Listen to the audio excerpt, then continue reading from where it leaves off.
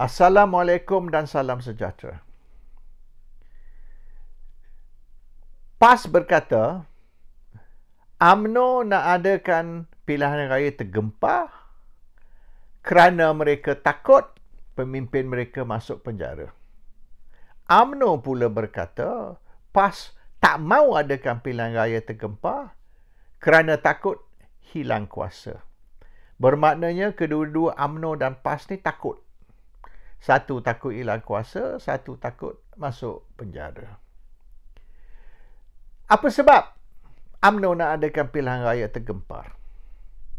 Alasan dia sebab UMNO ni kuat. Dalam keadaan sekarang, memandangkan pilihan raya negeri, pilihan raya kecil, semenjak pilihan raya tahun 2018 dulu, memberi gambaran yang UMNO ni dan barisan sudah kuat semula. Jadi kalau pilihan raya diadakan secepat mungkin, UMNO akan menang besar. Barisan dan UMNO akan menang besar. Dan oleh kerana ekonomi ni akan bertambah teruk, keadaan akan menjadi lebih buruk dari sekarang. Kalau pilihan raya dilambatkan, sukar untuk UMNO menang besar. Dan mungkin sokongan untuk UMNO barisan akan menurun kalau kita tunggu lagi setahun misalnya. Oleh kerana keadaan ekonomi setahun pada sekarang tidak akan jadi lagi teruklah dari hari ini. So it's all about winning. Bermaknanya tindakan UMNO, cadangan UMNO, matlamat UMNO untuk mengadakan pilihan raya ialah kerana mereka rasa mereka mudah menang kalau diadakan sekarang. Bagaimana dengan kepentingan rakyat? Kalau UMNO menang pilihan raya dengan majoriti besar ataupun UMNO menang besar sekiranya pilihan raya diadakan sekarang, apa faedah kepada rakyat? Adakah ini akan menguntungkan rakyat? Adakah ini akan memulihkan ekonomi? Dan rakyat akan bertambah kaya sekiranya UMNO barisan menang pilihan raya? What is it for the rakyat? Faedah kebaikan rakyat apa? Mereka kata kerajaan tidak stabil. Jadi apabila kerajaan tidak stabil, bermaknanya ekonomi juga tidak stabil. Kerana apabila kerajaan tidak stabil, maka pelabur-pelabur asing takut nak labur di Malaysia. Jadi perlulah satu kerajaan yang stabil supaya memberi keyakinan kepada pelabur asing, dan apabila pelabur asing melabur di Malaysia, maka ekonomi Malaysia bertambah baik dan kesusahan rakyat akan diatasi. Bermaknanya rakyat tidak lagi akan menghadapi masalah kewangan, masalah ekonomi. Oleh kerana pelabur asing masuk banyak duit ke dalam Malaysia dan ekonomi Malaysia ni kukuh. Ekonomi Malaysia bertambah baik. Itu nonsens. Tidak ada asas mereka mengeluarkan satu teori yang sekiranya adakan pilihan raya, maka rakyat akan kaya selepas itu. Tidak ada asas. Dan mereka kata politik Malaysia tidak stabil. Sebab apa? Yang boleh dikatakan politik Malaysia tidak stabil ni kerana beberapa orang saja. Beberapa pemimpin UMNO, pemimpin PKR, pemimpin Bersatu, pemimpin DAP. Inilah boleh dikatakan empat parti ni, the culprit ni. UMNO, PKR, DAP, yang mereka ni nak rebut kuasa. UMNO marah kerana mereka terpaksa kongsi kuasa dengan PAS dan Bersatu. Jadi mereka nak tendang PAS dan Bersatu keluar. Dan kalau mereka nak tendang PAS dan Bersatu keluar sekarang, kerajaan akan jatuh. Jadi mereka nak parlimen dibubar dan pilihan raya tergempar diadakan Dan UMNO BN akan bertanding semua kerusi di Semenanjung. Dan apabila mereka menang besar, sebab mereka kata kalau pilihan raya diadakan sekarang, mereka boleh menang besar, mereka boleh bentuk kerajaan tanpa penyertaan PAS dan Bersatu. Bermakna PAS dan Bersatu ni akan menjadi pembangkang. UMNO Barisan akan jadi kerajaan. Dan apabila UMNO Barisan jadi kerajaan, maka mereka tidak payah share power, kongsi kuasa. So the issue is nothing to do kerana kerajaan tidak stable. The issue is UMNO perlu kongsi kuasa. Itu UMNO tak boleh terima. Dia tak suka kongsi kuasa, dia nak kuasa mutlak. Absolute power. Dan absolute power tak boleh dapat sekarang. Kalau nak kekalkan kerajaan, terpaksa kongsi kuasa dengan PAS dan Bersatu. Hanya sekira pilihan raya tergempar diadakan, a new election, dan UMNO bertanding semua kerusi dan menang besar, menang majoriti, maka tak perlu lagi UMNO berkongsi kuasa. UMNO boleh dapat kuasa mutlak, absolute power. It's all about power. Ini sebab mereka nak adakan pilihan raya tergempar, supaya the power sharing government can be replaced with the boleh dikatakan absolute power government. That's all. So pilihan raya ni tak ada kena mengena dengan kestabilan, tidak kena mengena dengan ekonomi ataupun kepentingan rakyat. Is kepentingan parti. The party's interest, not the country or the rakyat's interest. Alasan dia saja politik tak stable, maka ekonomi pun terjejas, dan apabila ekonomi terjejas, rakyat menghadapi kesusahan. That's nonsense. Dan kalau betul mereka nak ada politik stable, supaya ekonomi ni boleh kukuh, supaya pelabur asing akan bawa masuk duit dan labur di Malaysia, stoplah bergaduh. Yang hari-hari duduk isu kenyataan ni, keluarkan kenyataan inilah, itulah. Just shut your mouth, tutup mulut, jangan buka mulut. Tak payah lagi isu statement tiap-tiap hari. Dan jangan beri gambaran yang kekecohan politik berlaku di Malaysia. Sebab yang sebenar tidak ada kekecohan politik. Kekecohan pemimpin politik. Dan pemimpin ni semua yang boleh dikatakan tamak kuasa, tak perlu tak setuju kongsi kuasa, dan ingin menjatuhkan kerajaan yang ada supaya ganti dengan kerajaan baru di mana mereka akan memegang kuasa mutlak. That's all. Dan ada juga yang tak puas hati dengan Perdana Menteri yang di dalam parti UMNO sendiri.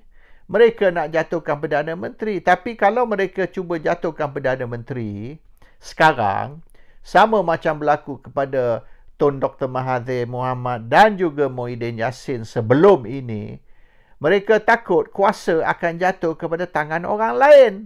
Bermaknanya, kalau dia buat satu kudeta terhadap Ismail Sabri, mereka buat katalah undi tak percaya ke atau apa-apa terhadap Ismail Sabri, bahayanya kalau Ismail Sabri jatuh, UMNO juga akan jatuh. Dan mungkin satu blok baru, satu gabungan baru akan dibentuk untuk mengambil alih kuasa dari UMNO Barisan. So, dia jadi macam kes Mahathir, jadi juga macam kes Muhyiddin, di mana apabila dua Perdana Menteri itu jatuh, kuasa terlepas ke tangan orang lain. You ingat kalau dia orang jatuh, kuasa tu akan berpindah kepada saya, tapi tidak berpindah kepada orang lain. So, pasal itulah mereka nak menekan sangat supaya parlimen dibubar dan pilihan raya tergempar diadakan semata-mata kerana mereka nak ambil kuasa.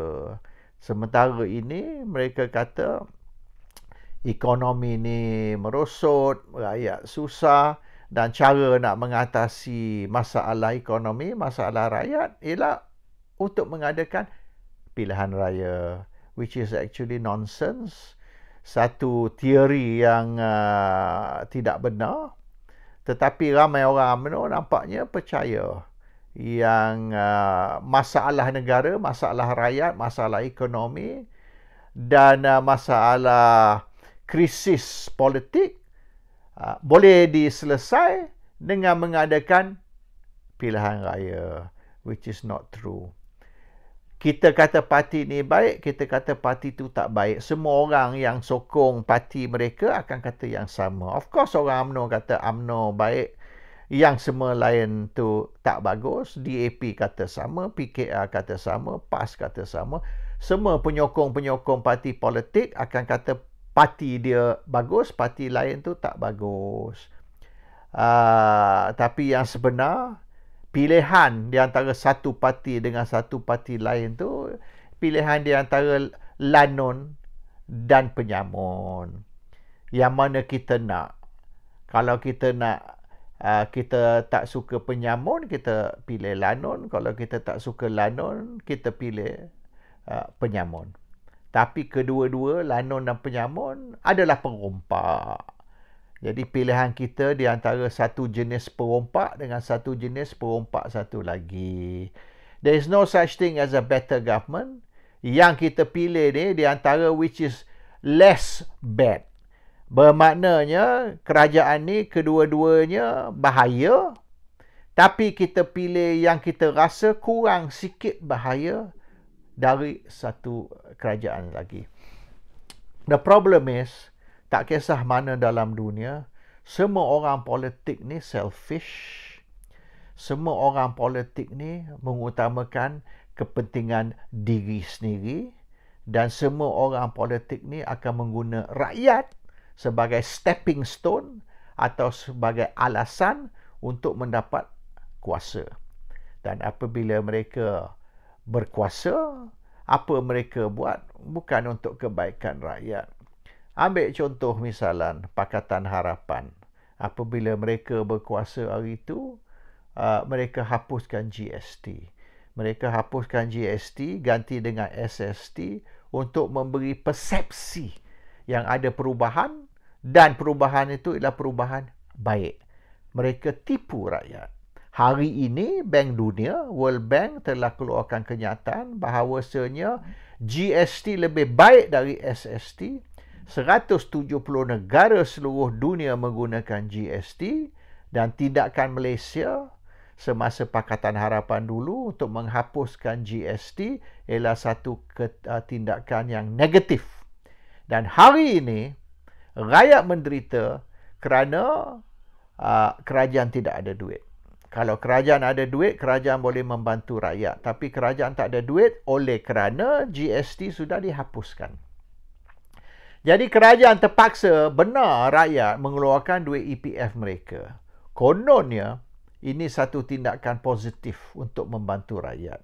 Yang rakyat tak sedar, membenarkan mereka keluarkan duit EPF ni untuk mereka guna sekarang, over the long term, dalam jangka masa panjang, rakyat akan menderita. Oleh kerana tidak ada social safety net, dan apabila kita pension besok, apabila kita bersara, kita tidak akan ada duit. Dan apa kita nak makan masa kita bersara besok. That is a problem. Jadi mereka bertindak untuk nak menyelesaikan masalah hari ini, tetapi mereka timbulkan masalah untuk masa depan, dan masa depan rakyat akan lebih susah daripada sekarang. Inilah tindakan orang politik. Tindakan ni berdasar kepada populariti, populist politics, dan supaya memberi gambaran kerajaan ni kerajaan yang bagus, tapi yang sebenar tindakan kerajaan tu lebih menyakitkan rakyat. This is the problem dengan orang politik. Kalau kita rasa satu parti atau satu parti lain lebih baik dan boleh menjaga kepentingan kita, that is nonsense. And tidak ada orang politik yang boleh menyelesaikan masalah rakyat. Rakyat perlu bangun dan menyelesaikan masalah mereka sendiri. Dan mereka kena buat demikian dengan memberi mesej kepada rakyat. The people are the boss. Bermaknanya rakyat ialah bos dan bukan sebaliknya. Hari ini gambaran yang diberi ialah orang politik yang berkuasa. No. Orang politik tidak berkuasa, yang berkuasa ialah rakyat.